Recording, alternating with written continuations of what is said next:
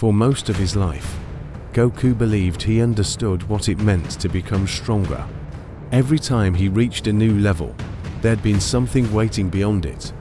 Super Saiyan had once seemed impossible, then Super Saiyan 2 appeared, then Super Saiyan 3, then Super Saiyan God, then Super Saiyan Blue, and eventually Ultra Instinct. Each transformation had changed the way Goku fought, but none of them had ever made him feel as uncomfortable as the strange presence he began sensing during a completely ordinary training session.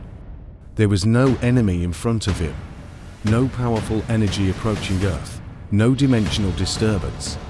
Goku was simply fighting against an illusion created by his own training equipment when, for less than a second, his body stopped moving. His eyes remained open, but his mind heard something that wasn't his own thought. A voice, an old voice, a voice that sounded as though it had been waiting for millions of years. You were never supposed to become one. Goku immediately stopped. He looked around the empty training field. Nothing. He couldn't sense anyone. He couldn't even feel residual ki.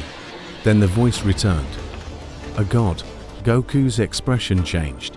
He had heard strange things before. He had encountered spirits, time travelers, alternate versions of himself, beings who existed outside normal dimensions, and even creatures who could communicate through thoughts. But this was different. The voice wasn't coming from outside. It seemed to be coming from somewhere inside the energy surrounding him. Goku closed his eyes and tried to sense it again. For one moment, something appeared behind him, a silhouette, a Saiyan warrior. Long black hair, ancient armor, scars across his face.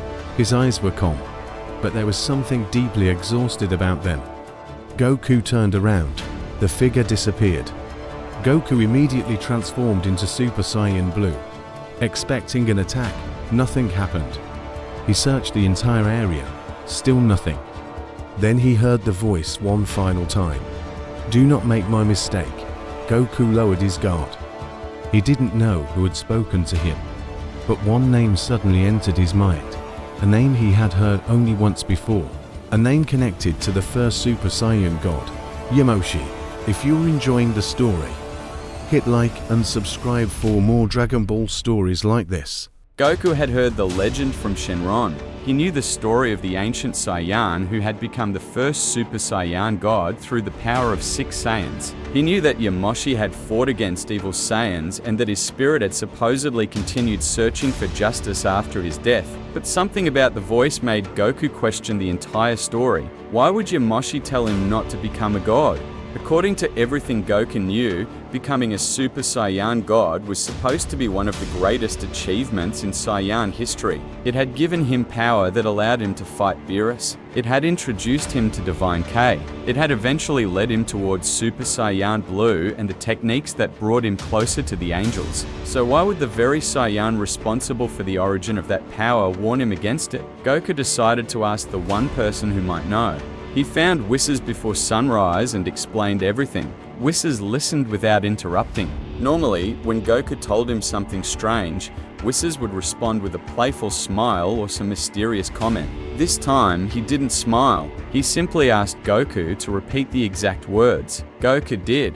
Whis became silent. That silence immediately made Goku nervous. "You know something," Goku said. Whis looked toward the sky. "I know many things." Goku frowned. "About Yamoshi?" Whis finally looked at him. "Enough to know that you should not have heard that voice." Goku asked why. Whis didn't answer immediately. Instead, he asked whether Goku had experienced anything unusual since reaching Ultra Instinct. Goku said that sometimes his body felt as if it was reacting to something before he consciously decided to move. Whis said that was normal for Ultra Instinct. Goku shook his head. "No, this is different." Whis understood what he meant. He explained that there were forms of energy older than most techniques known to mortals. Some energies could survive within places, objects, and even living beings long after their original source had disappeared. Goku asked whether Yamoshi's energy could still exist. Whis said that was possible. Goku immediately asked whether Yamoshi was alive. Whis answered carefully. That depends on what you mean by alive. Goku hated answers like that. He asked whether Yamoshi had become a god. Whis looked directly at him. That is the part of the story you were never told. Whis explained that the ancient Saiyan legend had been simplified over countless generations. Mortals remembered Yamoshi as the first Super Saiyan God because that was the easiest version of the story to understand. A powerful Saiyan gathered pure-hearted warriors, received divine energy, and became something greater. But the oldest records contained another part. Yamoshi had indeed reached divine power. He had indeed crossed the boundary between mortal and divine energy. But afterward, something happened that changed the meaning of his entire existence. He was offered a place among the divine order, not merely more power, not merely immortality, a position, a throne, the chance to become a permanent guardian of mortal worlds. Yamoshi refused. Goku stared at Whis. He refused godhood? Whis nodded. Goku laughed in disbelief. Why would anyone do that? Whis answered with a question of his own. If someone gave you unlimited power, but in exchange you could never again choose your own path, would you accept? Goku thought about it. He didn't answer. Whis continued. Yamoshi had believed that strength was valuable only when the person using it remained free to decide how to use it. He had looked at the divine order and realized that becoming a god would not free him from the hierarchy he hated. It would simply place him at a higher level of it. Goku asked what happened after he refused. Whis' expression became serious. That is where the story becomes dangerous. Yamoshi didn't disappear peacefully. His refusal caused conflict between the ancient Saiyans and the divine order. His ideas spread. Other Saiyans began questioning their rulers. Some stopped conquering weaker civilizations. Others began believing that strength should be used to protect rather than dominate. At first, the gods watched, then they became concerned. Yamoshi was no longer just a warrior. He was becoming an idea, and ideas were much harder to destroy than warriors. Goku asked what happened to him. Whis looked at him for a long moment. He failed. Goku was surprised. He failed?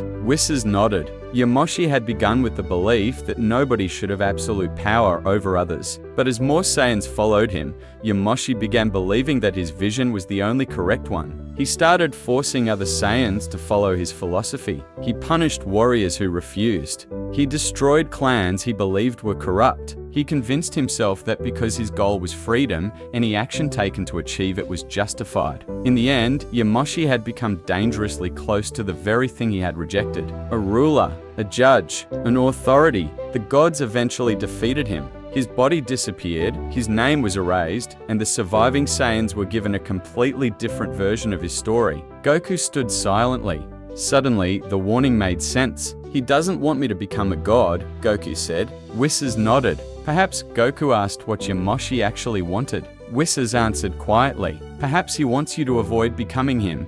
That sentence stayed with Goku long after Whis left. He returned to training, but his mind was somewhere else. He kept thinking about the ancient Saiyan who had reached divine power, rejected it, fought against the gods, and eventually failed because his desire to free others became a desire to control them. Goku wondered whether he could have made the same mistake. Then, as the sun rose, the strange presence returned. This time, the silhouette appeared directly in front of him. Goku didn't transform. He simply stood there. The ancient warrior looked at him.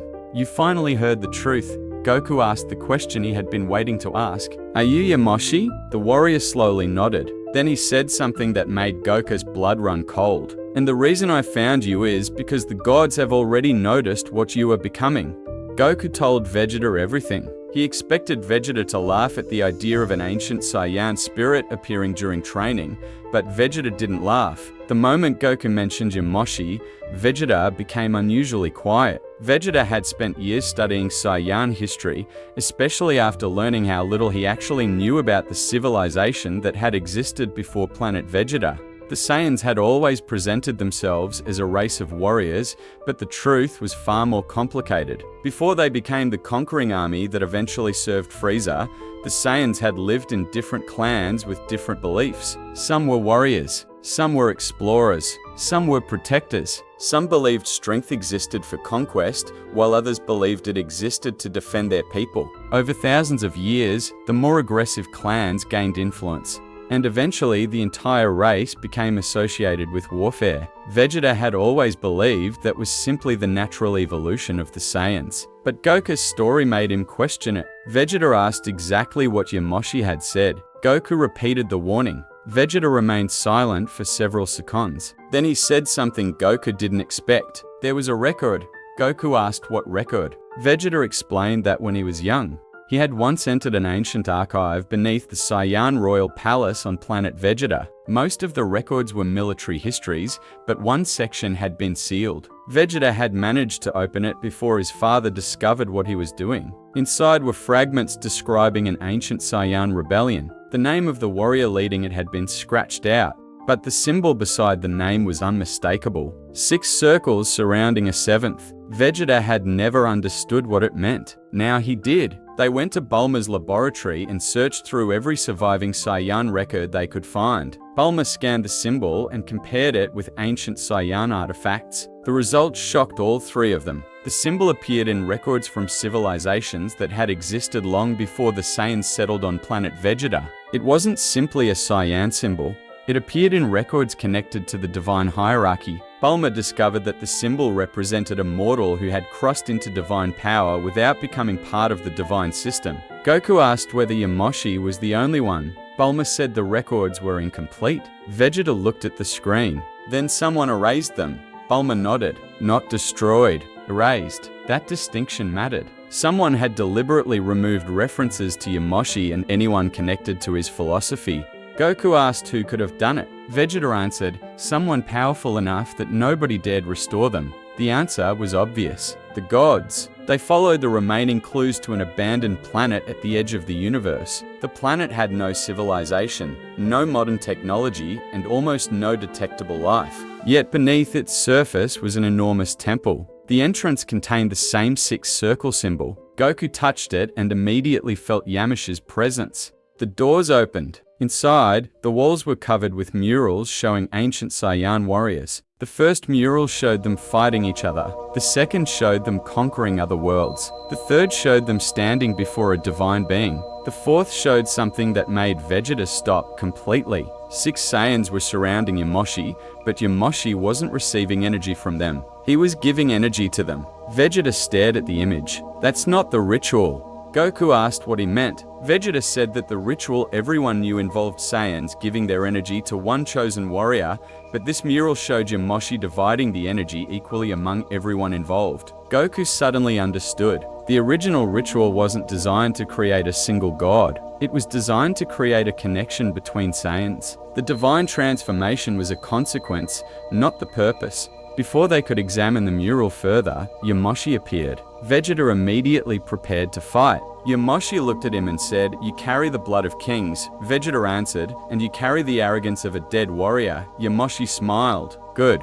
Vegeta frowned. "Good." Yamoshi said that anger was useful when it came from a desire to improve, but dangerous when it came from a need to prove superiority. Vegeta didn't like the statement, mostly because he knew there was truth in it. Goku asked Yamoshi why the ritual had been hidden. Yamoshi explained that the ritual was never supposed to be about creating gods. It was supposed to teach Saiyans that their strength could become greater when they stopped treating one another as rivals. The first time 6 Saiyans combined their energy, something unexpected happened. Their collective power reached a level that touched the divine realm. The gods noticed. They offered Yamoshi a position because they feared what the ritual represented. If Saiyans could combine their power without hierarchy, they could reach levels of strength that didn't depend on a single ruler. Yamoshi refused the throne because he believed the Saiyans should remain free. But then he made his mistake. He started believing that because he had discovered the truth, everyone else had to follow him. Goku asked whether Yamoshi regretted it.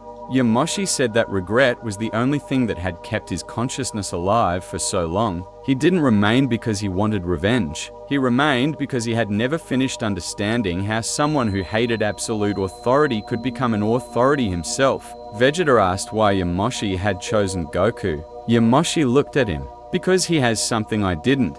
Vegeta asked what. Yamoshi answered, "The ability to lose without becoming smaller." Goku didn't understand. Yamoshi explained that Goku had been defeated many times, yet he rarely became obsessed with proving that the person who defeated him was wrong. He simply trained and returned stronger. Yamoshi had been different. Every time someone challenged his philosophy, he treated it as an attack on his identity. Goku could separate his strength from his ego.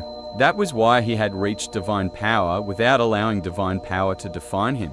Vegeta looked away. Yamoshi then said something that changed the entire mood of the chamber. "But you are both still being watched." Goku asked by whom. Yamoshi looked upward. "The same beings who watched me." The temple suddenly began shaking. A massive pressure appeared above them. Vegeta sensed it immediately. Goku did too. It wasn't Beerus. It wasn't Whizzes. It was far beyond ordinary divine energy. Yamoshi looked at Goku one final time. "Now you will understand why my story was erased." Beerus arrived before the pressure could fully enter the planet. He appeared with Whizzes beside him, but there was no casual attitude this time. Beerus immediately ordered Goku and Vegeta to leave the temple. Goku refused. He wanted answers. Beerus became angry and said that some questions were dangerous precisely because the answer could change the person asking them. Goku replied that he had spent his entire life asking dangerous questions. Vegeta agreed. Beerus stared at both Saiyans and finally realized they weren't going to leave. He sighed and admitted that he knew much more about Yamoshi than he had ever told them. Beerus explained that the version of Yamoshi remembered by modern Saiyans was incomplete. The first Super Saiyan God had not simply appeared because 6 Saiyans performed a ritual. The ritual had existed before Yamoshi. It had been discovered by ancient Saiyans who realized that their energy could resonate when they trusted one another. Yamoshi was the first to reach the divine threshold through it. But when he transformed, the gods didn't celebrate. They became interested. The divine order had been monitoring mortal civilizations for millions of years, and Yamoshi represented something unusual. He had reached divine energy without being trained by a god. He had reached it through cooperation between mortals. That meant divine power wasn't necessarily something only gods could grant. Mortals could reach it themselves. Beerus explained that this frightened the divine order because power had always been connected to hierarchy. Gods were powerful because they were gods. Mortals were weak because they were mortals. Angels stood above gods because that was their role. But Yamoshi's existence created a contradiction. If a mortal could reach divine power without becoming divine, then the hierarchy wasn't absolute. Yamoshi himself didn't understand the danger at first. He simply wanted to protect the Saiyans from destroying themselves. He rejected the offer of godhood because he believed accepting it would turn him into part of the system he wanted to change. Beerus admitted that he respected that decision, but after Yamoshi returned to the mortal world, his influence spread. Entire Saiyan clans began questioning their leaders. Warriors stopped obeying stronger warriors simply because they were stronger. Yamoshi became a symbol of resistance. The gods could have destroyed him immediately, but doing so would have created a martyr. Instead, they tried to persuade him. They offered him more power. They offered him authority over the Saiyans. They told him that he could become their protector. Yamoshi refused. He said that the Saiyans didn't need a god. They needed to learn how to govern themselves. Then everything went wrong. Yamoshi began enforcing his vision. He believed certain Saiyan clans were too violent to be trusted. He destroyed them. He believed certain rulers were corrupt. He removed them. He believed some warriors would never change. He defeated them and forced them into exile. Each action seemed justified when viewed individually.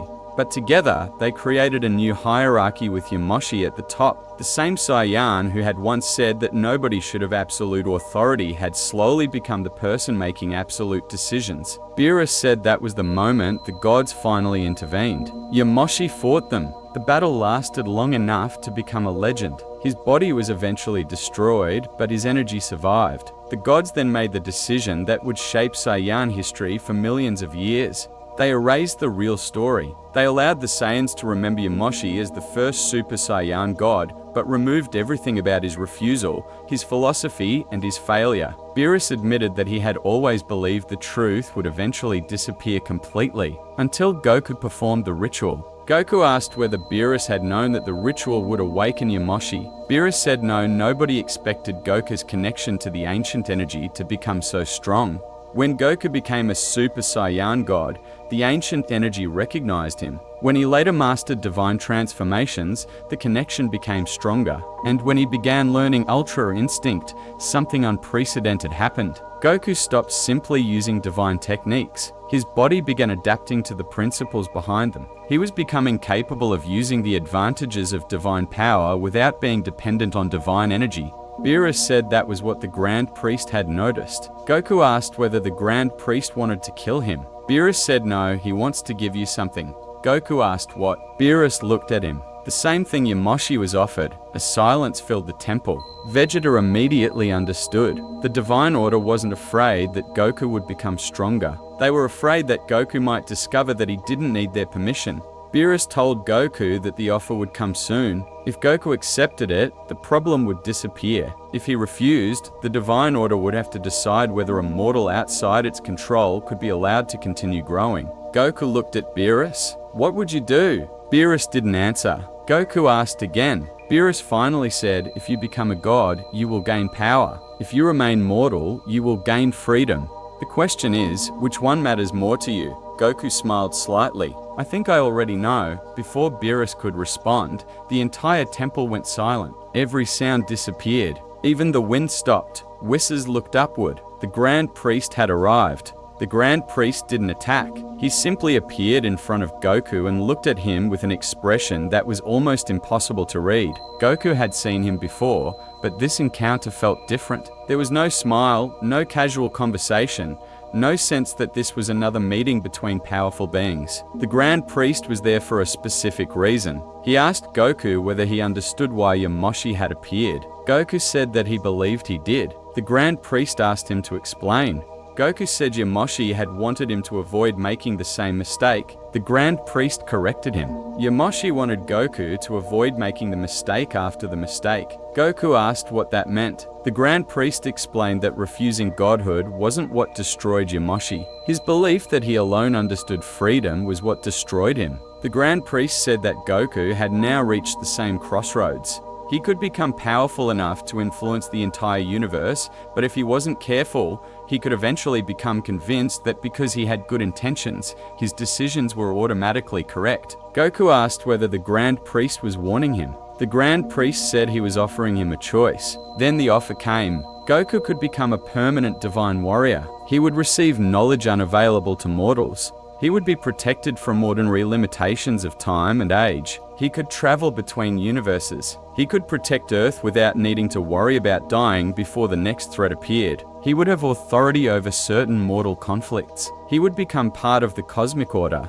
The offer was everything Goku had spent his life chasing in one form or another. More strength, more knowledge, more opportunities to protect people, more time to train, more enemies to challenge. For a moment, Goku seriously considered accepting. Vegeta watched him silently. Beerus didn't interfere. Even Whis waited. Goku asked one question. If I accept, do I still get to say no? The Grand Priest said that Goku would retain freedom within the responsibilities of his position. Goku asked what happened if his decision conflicted with divine law. The Grand Priest said divine law would take priority. Goku asked whether he could leave after accepting. The Grand Priest said that leaving a divine position was not simple. Goku became quiet. Then he remembered Yamoshi. The ancient Saiyan had been offered the same thing. He had looked at the throne and realized that the price wasn't his strength. The price was his freedom. Goku looked at the Grand Priest and smiled. Then I can't take it. The Grand Priest asked why. Goku said that he wanted to protect people because he chose to, not because he was given a position that required him to. He wanted to become stronger because he enjoyed the challenge, not because his title demanded it. He wanted to be able to change his mind when he learned something new. He wanted to make mistakes without those mistakes becoming laws for entire worlds. He wanted to remain Goku. The Grand Priest asked whether Goku believed gods were unnecessary. Goku shook his head. He said gods could be useful, powerful, and even good. But that didn't mean every mortal had to become one. The Grand Priest asked whether Goku believed the Divine Order was wrong. Goku said he didn't know, but if I can't question it, I'll never know. Vegeta smiled. Beerus looked away. Whis quietly laughed. The Grand Priest remained silent. Then he said the sentence that changed everything. "You have made the same choice as Yamoshi." Goku answered, "No, I made my own choice." The Grand Priest's eyes narrowed slightly. Goku continued, "That's the whole point." The dimension around them began cracking. The ancient temples started collapsing. Beerus told Goku to prepare himself. The Grand Priest raised one hand. The entire battlefield disappeared. Goku found himself standing in a completely white dimension. There was no ground, no sky, no stars, nothing. The Grand Priest stood several meters away. Vegeta and Beerus were gone. Goku asked where they were. The Grand Priest said they were safe. This was a test between two beings. Goku asked whether he had to fight. The Grand Priest said no, you only have to prove that you understand what you have chosen. Goku suddenly realized that the fight wasn't about defeating the Grand Priest. It was about whether Goku would use his newfound freedom to prove that he deserved it. The Grand Priest attacked. Goku dodged. Another attack came. Goku blocked it. The pressure was enormous. Goku transformed into Super Saiyan Blue. The Grand Priest effortlessly pushed him back. Goku activated Ultra Instinct. The Grand Priest still moved faster. Goku tried combining everything he knew. Nothing worked. Every technique Goku used belonged to a system the Grand Priest understood perfectly. Then Goku remembered Yamoshi's final warning. "Do not become me." Goku stopped transforming. Goku lowered his hands. His breathing slowed. The Grand Priest waited. Goku didn't know what he was supposed to do. He had spent his entire life solving impossible problems by becoming stronger. But now becoming stronger wasn't working. The Grand Priest could counter every transformation, every technique, every energy signature, every movement pattern. Goku closed his eyes and began thinking about everything he had learned. He remembered his first Master Roshi training. He remembered King Kai. He remembered the first time he became Super Saiyan. He remembered Gunhan becoming stronger than him. He remembered Vegeta. He remembered Beerus. He remembered Whis. He remembered Ultra Instinct. Each lesson had taught him something different, but Goku realized that he had been treating them like separate steps on a ladder. He had always assumed there was a final form somewhere above them all. What if there wasn't?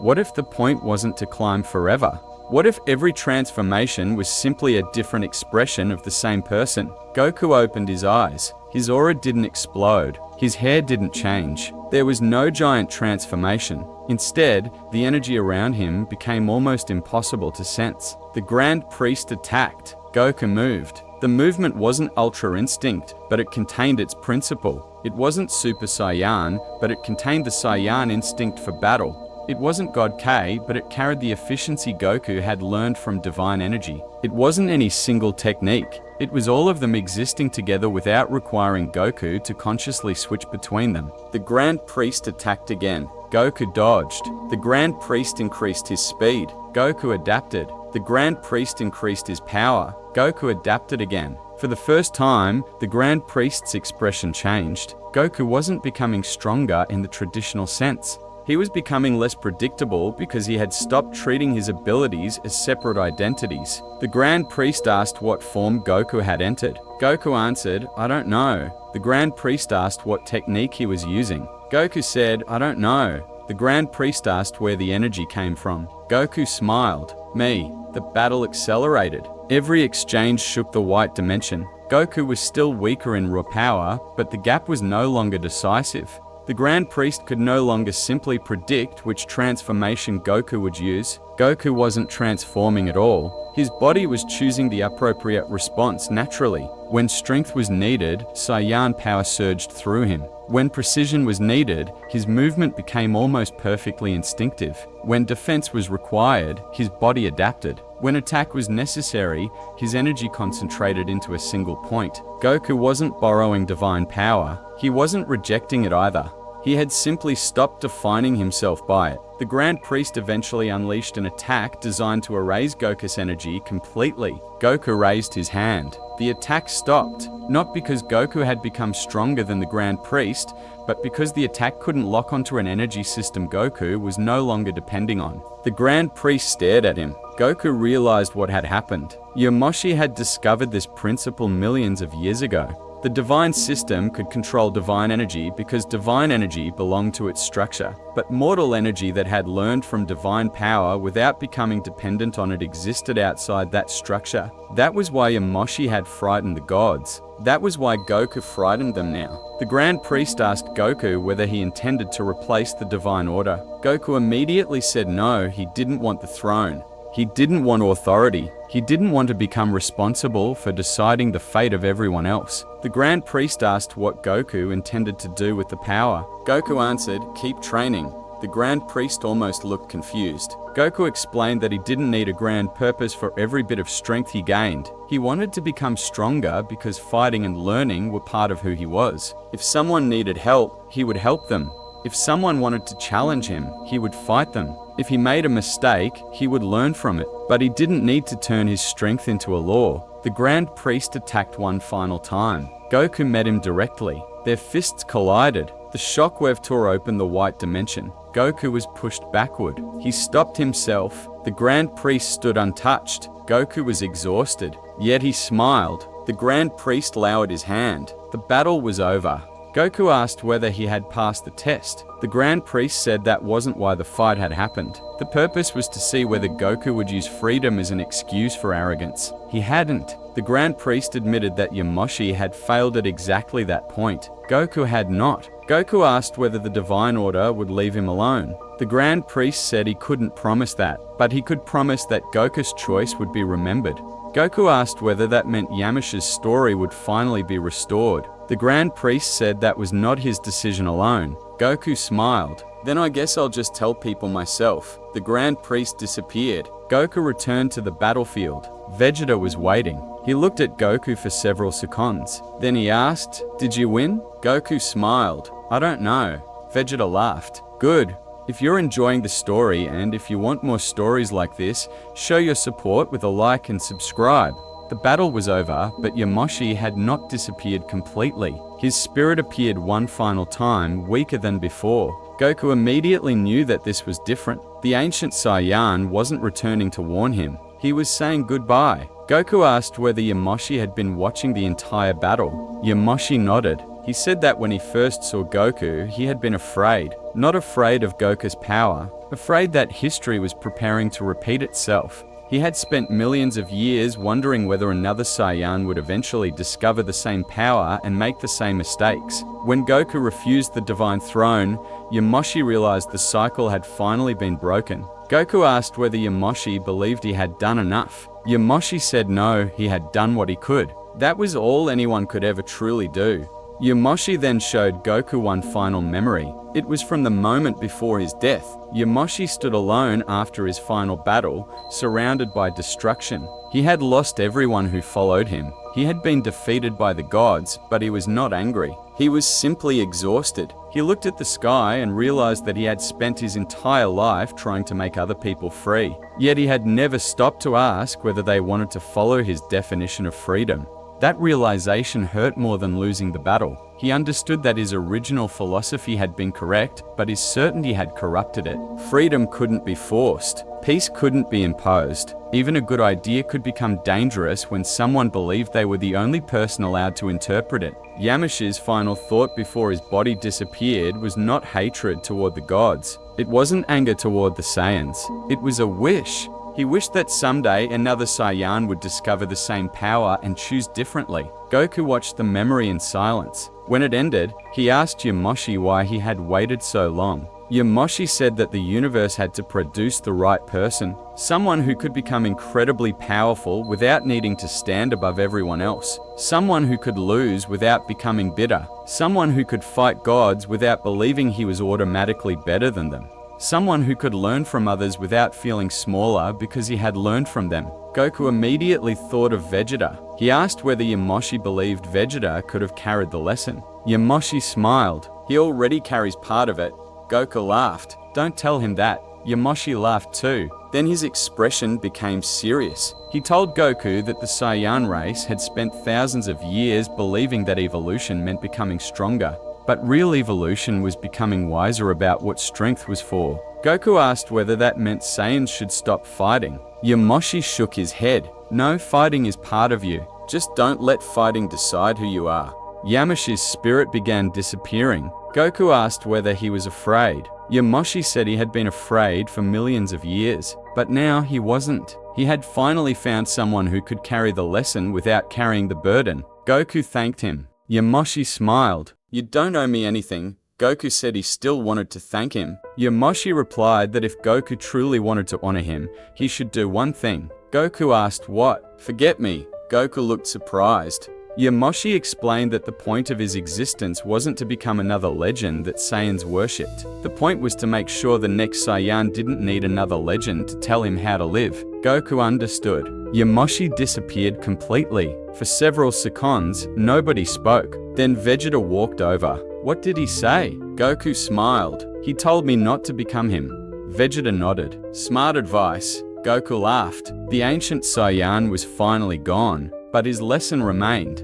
When Goku returned to Earth, he didn't suddenly become a different person. He didn't become more serious. He didn't stop training. He didn't lose his love of food or fighting. In fact, from the outside, almost nothing had changed. But inside, something important was different. For the first time, Goku no longer saw his transformations as destinations. Super Saiyan wasn't something he had to outgrow. God wasn't something he had to become permanently. Ultra Instinct wasn't a throne waiting at the end of his journey. They were tools, experiences, lessons. Each one had taught him something, and he could carry those lessons without needing to become the form itself. Vegeta noticed immediately. During their next training session, Goku stayed in his base form longer than usual. Vegeta attacked him with increasing speed, expecting Goku to transform. Goku didn't. He simply adapted.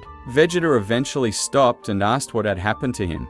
Goku said he had realized something. Vegeta asked what. Goku said that every time he had transformed, he had thought he was becoming someone stronger. Now he understood that he was only revealing something that had already been inside him. Vegeta stared at him. Then he smiled. "So you finally stopped chasing forms?" Goku nodded. Vegeta said that was good because now he could focus on beating Goku himself instead of beating whatever transformation came next. Goku laughed. Their training resumed. Beerus watched from a distance. Whis asked whether he was worried. Beerus said yes. Whis asked whether he thought Goku would eventually become stronger than him. Beerus said that wasn't what worried him. What worried him was that Goku had stopped treating strength as a destination. A warrior who always needed another transformation could eventually reach a limit. A warrior who treated every ability as part of himself had no obvious endpoint.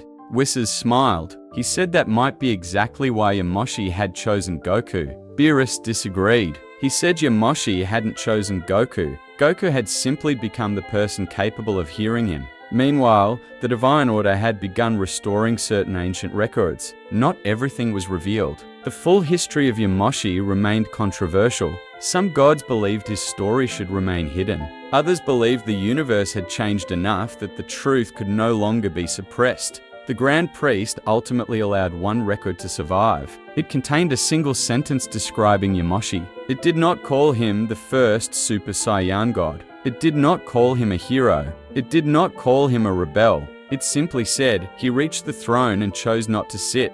That sentence became the most important part of the ancient Saiyan story. Vegeta eventually discovered the record. He read it several times before telling Goku. Goku smiled when he heard it.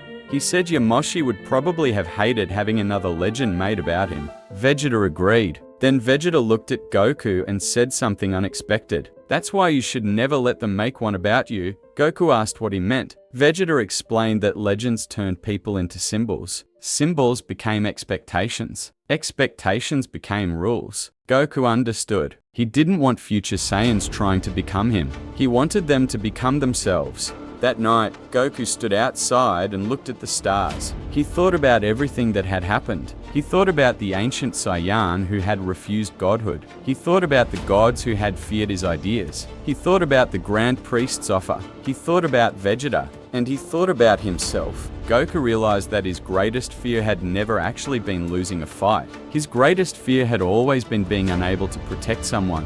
That fear had pushed him to become stronger again and again. But Yamoshi had taught him that fear could become dangerous if he allowed it to decide who he needed to become. If Goku became a god simply because he was afraid of losing someone, he might eventually begin believing that nobody else should be allowed to take risks. He might start controlling the people he wanted to protect. He might repeat Yamoshi's mistake, so Goku made a decision.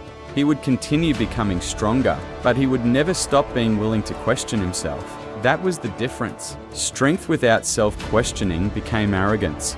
Freedom without responsibility became chaos. Power without humility became tyranny. But strength combined with the willingness to learn could continue growing forward. Goku smiled. Then he heard Vegeta shouting from far away, "Are you coming or are you planning to stare at the sky all night?" Goku laughed. "Coming." He flew toward Vegeta. For the first time, Goku wasn't chasing a transformation. He was simply moving forward. Several weeks later, Goku was training with Whizzes when something unexpected happened. His body suddenly stopped. Whizzes noticed immediately. Goku looked toward the sky. There was a strange energy far beyond Earth. It wasn't God K. It wasn't mortal K. It wasn't angelic energy. It was something older. Whizzes became serious. Goku asked whether it was Yamoshi. Whizzes shook his head. Yamoshi's energy was gone.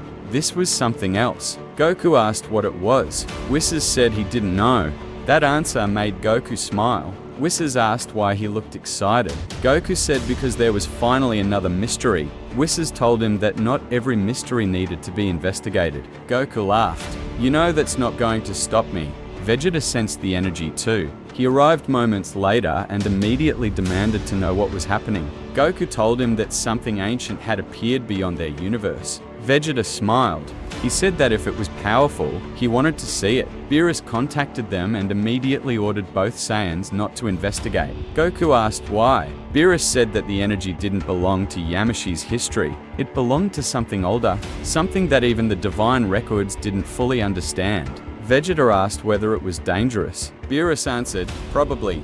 Vegeta smiled. "Then we should definitely investigate." Beerus became furious. Goku laughed. But before they could leave, the energy disappeared. Then it returned. This time, Goku heard a voice. Not Yamoshi, a different Saiyan. So Yamoshi finally found someone who could finish what he started. Goku's expression became serious. Vegeta immediately raised his guard. The voice continued. "You think he was the first?" A pause. "He wasn't." The energy vanished. Goku stared into the distance. Vegeta asked whether he had heard the same thing. Goku nodded. Beerus went silent. Whizzes looked genuinely interested. Goku asked what it meant. Whizzes said that they might have just discovered a part of Saiyan history that even Yamoshi didn't know. Goku smiled. Vegeta smiled too. The story wasn't over, but something had changed. Goku no longer wanted to discover the next secret because he hoped it would lead to another transformation. He wanted to discover it because he wanted to understand where his people had come from and what they could become.